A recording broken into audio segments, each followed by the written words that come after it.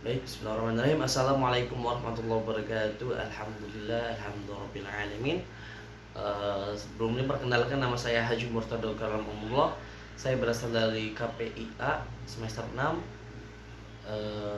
dan saya dengan NIM 2008 302024. Yang mana saya di sini akan tugas UAS atau ulangan akhir semester, yang mana mata kuliah tafsir dakwah semester 2 dengan dosen pengampu Zainal Mutakin, Bapak Zainal Mutakin. Dengan baik, saya akan membabarkan peta konsep, yang mana peta konsep tersebut saya karang dari mata pelajaran dari pertemuan pertama sampai pertemuan terakhir. Oke, baik, saya akan tunjukkan peta konsepnya. Oke, yang pertama kita akan membahas tentang pengertian tafsir dan dakwah. Dakwah tersebut adalah dari bahasa Arab yang merupakan bentuk masdar dari da'a, ya da'u atau wadan, yang artinya telah mengajak atau sedang mengajak, dan ajakan mengajak. Kalau dalam KBBI-nya, dakwah mempunyai arti penyiaran atau propaganda agama, pengembangan agama dalam masyarakat. Lalu kita ke peta konsep selanjutnya yang sebelah kanan. Kalau kita dari peta konsep itu di sebelah kanan sana, ayat kewajiban. Jadi ini kita yang pertama adalah ayat kewajiban dakwah. Mungkin sebelum kita masuk ke ayat kewajiban dakwah ini, saya tidak membeberkan semuanya, paling saya ambil dari satu-satu. Setiap ayat kewajiban dakwah itu pasti ada banyak, tapi kita akan mengambil salah satunya saja. Yang pertama adalah kewajiban dakwah dari surat An-Naml ayat 125. Ayat 125 yang berbunyi, ud'u ila sabili rabbi bil mau'izatil hasanah wajadahilu billati hadhi ahsanu inna rabbaka huwa a'lamu bima dhalla an sabili wa huwa a'lamu bil mu'tadin, yang mana artinya adalah serulah manusia kepada jalan Tuhanmu dengan hikmah dan pengajaran yang baik, dan berdebatlah dengan mereka dengan cara yang baik pula. Sesungguhnya Tuhanmu dia yang lebih mengetahui siapa yang saat dari jalannya, dan dialah yang mengetahui siapa yang mendapat petunjuk. Jadi yang dimaksud ayat ini adalah kita berdakwah dengan mawaddatul hasan, atau dakwah dengan hasan, dan sesuai hadis Nabi, yaitu balighu anni walau kana ayah. Artinya apa? Dakwakanlah walaupun satu ayat. Jadi gitu. Jadi di dalam ayat ini kita harus kita saling mengingatkan satu sama lain. Dalam surat Az-Zariyat ayat 2, yang mana kita saling mengingatkan, ya ini fadzakir fa inna dzikratan faul mu'minin. Artinya tetaplah memberi peringatan, karena sesungguhnya peringatan itu bermanfaat bagi orang mukmin.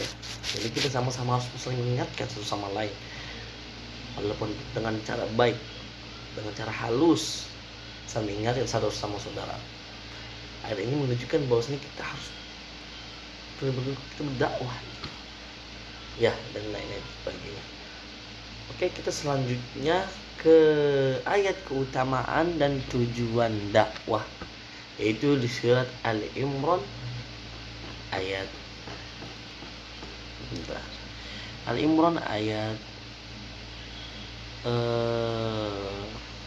dulu. Oh ini Al-Imran ayat 138 sampai 139 yang berbunyi Hadza bayanu linnasi wa huda wa mau'izatan lil muttaqin wala tahannu wala tahzanu antum a'lan in kuntum mu'minin, yang artinya Al-Quran ini adalah penerangan bagi seluruh manusia dan petunjuk serta pelajaran bagi orang yang bertakwa. Dan ayat selanjutnya adalah janganlah kamu bersikap lemah dan janganlah pula kamu bersikap bersedih hati padahal kamu orang yang paling tinggi derajatnya jika kamu orang yang beriman. Tujuan dakwah adalah supaya kita saling mengingatkan seperti tadi ya, dalam surat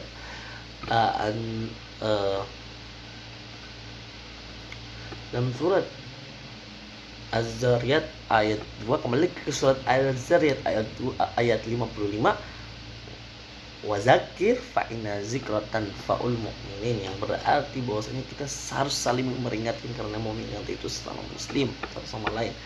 Dakwah pun sama, ingat berdakwah itu berseru juga karena kita saling mengingatkan satu sama lain. Tujuan dakwah itu emang untuk mengingatkan, atau yang sudah tahu kita kasih tahu kembali, atau yang belum tahu kita memberitahu. Tujuan dakwah itu adalah itu. Dalam ayat ini tujuannya apa? Al-Quran itu penerangan bagi kita, itu dakwah untuk penerangan dalam ayat ini.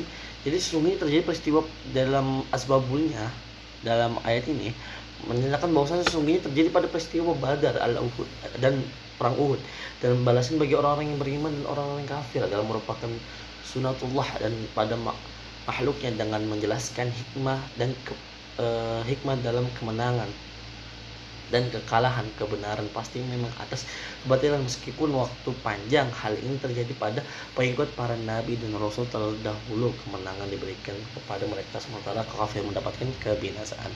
Jadi dakwahnya luar biasa ya. Oke, kita ke ayat selanjutnya. Ya, ini yang ini. Ayat ancaman dakwah bagi yang mengabaikan dakwah individu maupun komunitas.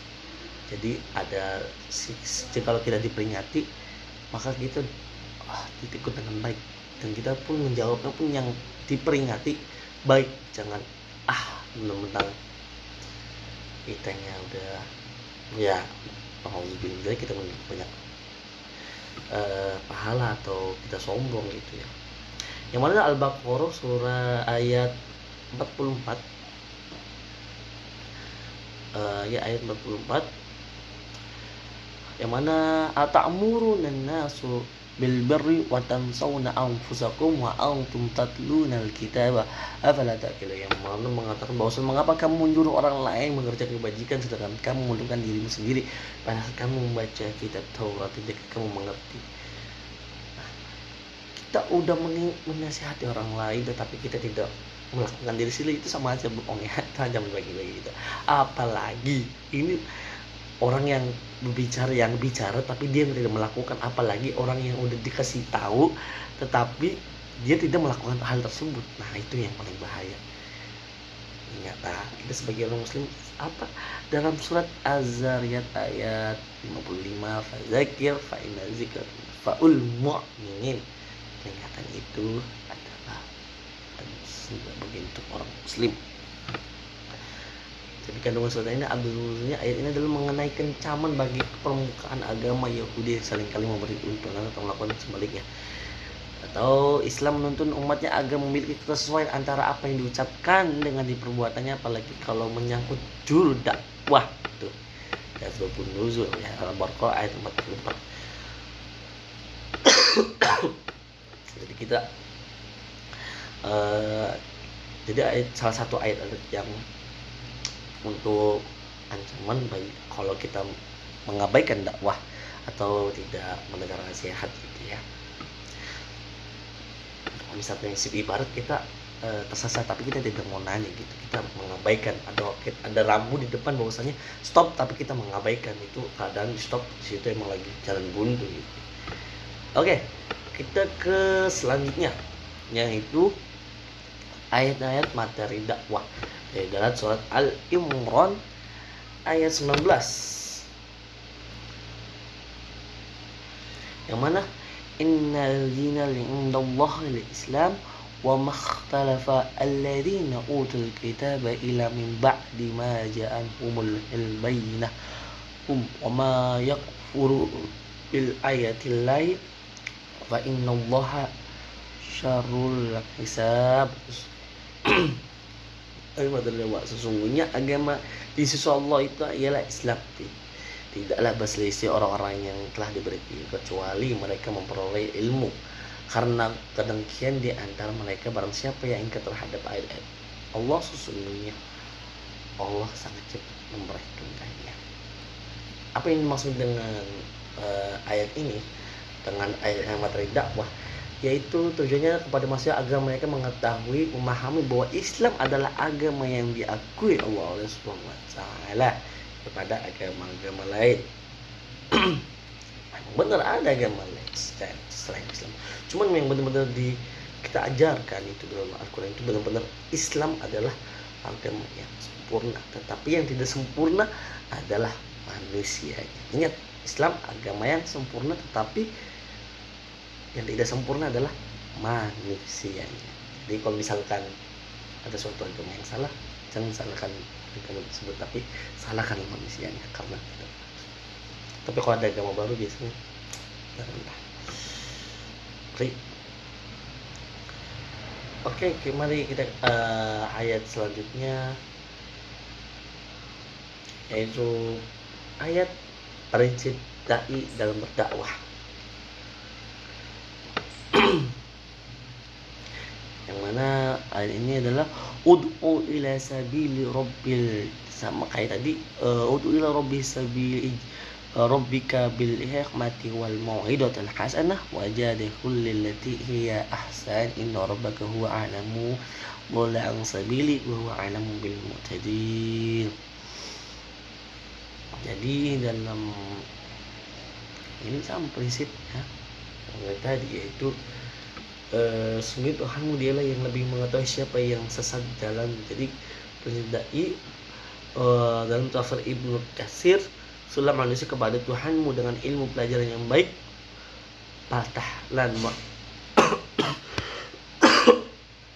bantahlah mereka dengan cara yang baik. Sesungguhnya Tuhanmu dialah yang lebih mengetahui tentang siapa yang terasal dari jalannya, dialah yang mengetahui orang yang mendapat petunjuk, Allah Subhanahu wa taala. Jadi prinsip dai dalam berdakwah itu salah satunya adalah saling mencintai satu sama lain.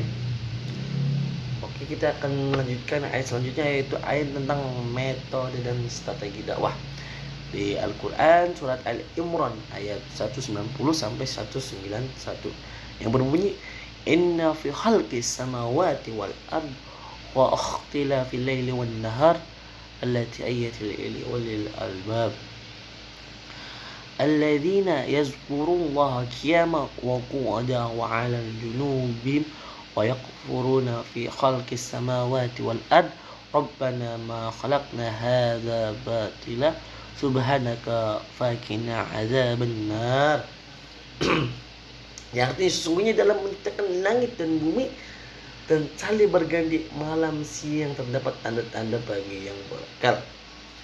Ayat selanjutnya itu artinya orang-orang yang mengingatkan Allah sambil berdiri dan atau duduk atau dalam keadaan berbaring, dan mereka memikirkan tentang penciptaan langit dan bumi, seraya berkata, ya Tuhan kami, tidaklah Engkau menciptakan ini dengan Maha Maha Suci, Engkau Maha Pelihara kami dari syaitan neraka. Jadi salah satunya apa yang maksud metode strategi dakwahnya.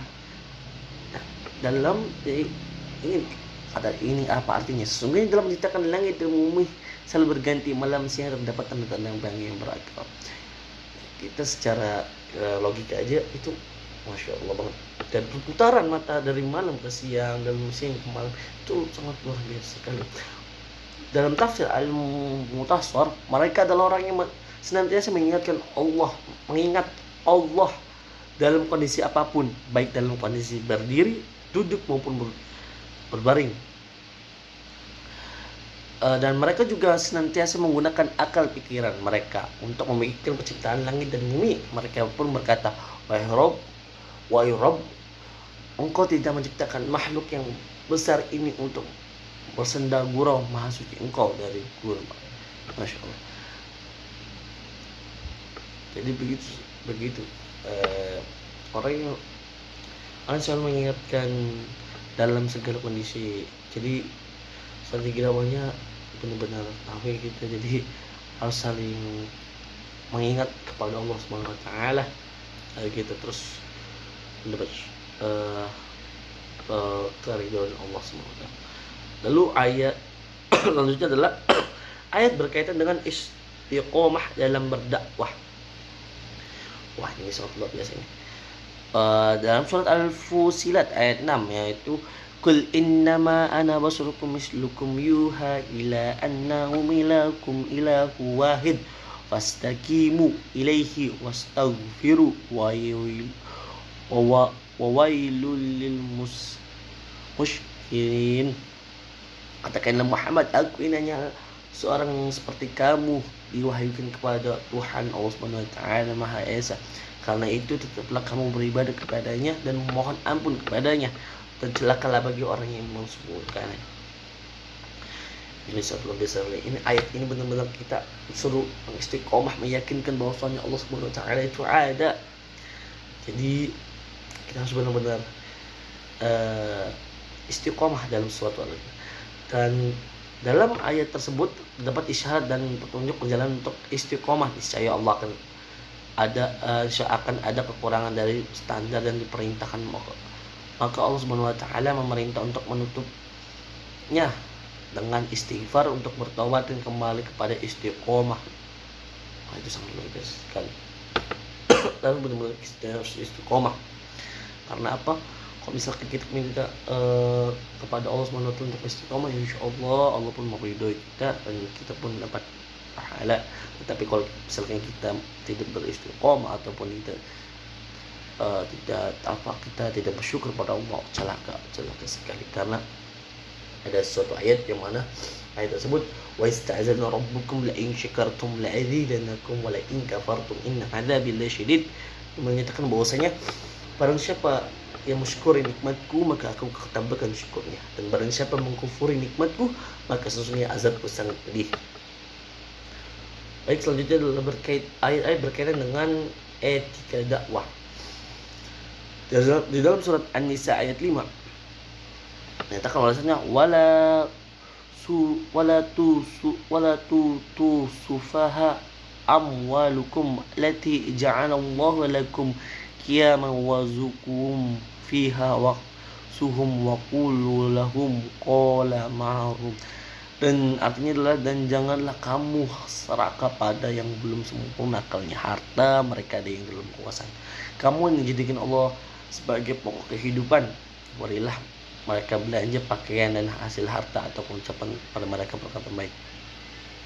Azrul An-Nisa ayat ini menunjukkan beberapa riwayat terkait dengan ayat ini dalam berikut. Pada saat orang muslim memiliki harta yang berlimpah, ia berencana memberikan sebagian harta tersebut kepada seorang Yahudi. Ia memiliki bagian kepada beberapa Yahudi lainnya, berkata, lihatlah orang Arab ini memberikan harta kepada kami secara cuma-cuma. Ketika Rasulullah SAW mendengar tentang hal ini, beliau mengingatkan umat muslim agar tidak memberikan harta mereka kepada orang yang belum sempurna akalnya, orang yang tidak bijaksana dalam memanfaatkan harta tersebut. Ayat 5 dari surah An-Nisa turun sebagai respon atas peristiwa tersebut, mengingatkan agar umat Islam memberikan harta mereka kepada orang yang berhak dalam memanfaatkan secara kebijaksanaan. Jadi etika dakwah sangat luar biasa, yang mana kalau kita tentang etika bagian harta itu orang harus benar-benar jangan boros. Lalu yang terakhir adalah ayat-ayat terkait konsep dakwah. Al-Mudaththir ayat 1-7. Ya ayyuhal mudassir qum fa'anzir wa rabbuka fakabbir wa yuzbaka fatahhir wa rujza fahjur wala tamnun tastaksir li rabbika fasbir. Hai orang yang berkumpul berselimut, bangunlah lalu berilah peringatan, dan Tuhanmu ampunkanlah dan pakaian bersihkanlah, dan perbuatan dosa tinggalkan, dan janganlah kamu memberi dengan bermaksud memperoleh balasan yang lebih baik, dan untuk memenuhi perintah Tuhan bersabarlah. Jadi asbabun nuzul dari ini adalah Imam Bukhari Muslim meriwayatkan bahwasanya dari Jabir bahwa Nabi Muhammad SAW bersabda, saya menyendiri di Gua Hira selama sebulan. Setelah selesai, saya lalu bermaksud turun ke bawah. Ketika berada di pertengahan bukit, tiba-tiba sebuah suara memanggil, tapi saya tidak melihat seorang pun. Akan tetapi terkala saya mengangkat kepala, tiba-tiba terlihat malaikat. Sebelumnya datanglah saya berlangsung bergegas pulang, sampaikan di rumah. Saya berlalu berselimut, saya Allah lalu menurunkan ayat, wahai yang berkumur atau berselimut, bangunlah, lalu beri peringatan. Jadi benar-benar konsep dakwah itu dari Rasulullah berdiam diri gitu di gua, lalu memberikan bahwasanya dakwahlah tersebut. Mungkin itu saja dari saya sampaikan. Apabila ada kata-kata yang salah atau kurang, mohon dimaafkan. Dan mungkin cukup sekian. Bila taufiq wal hidayah. Wassalamualaikum warahmatullahi wabarakatuh.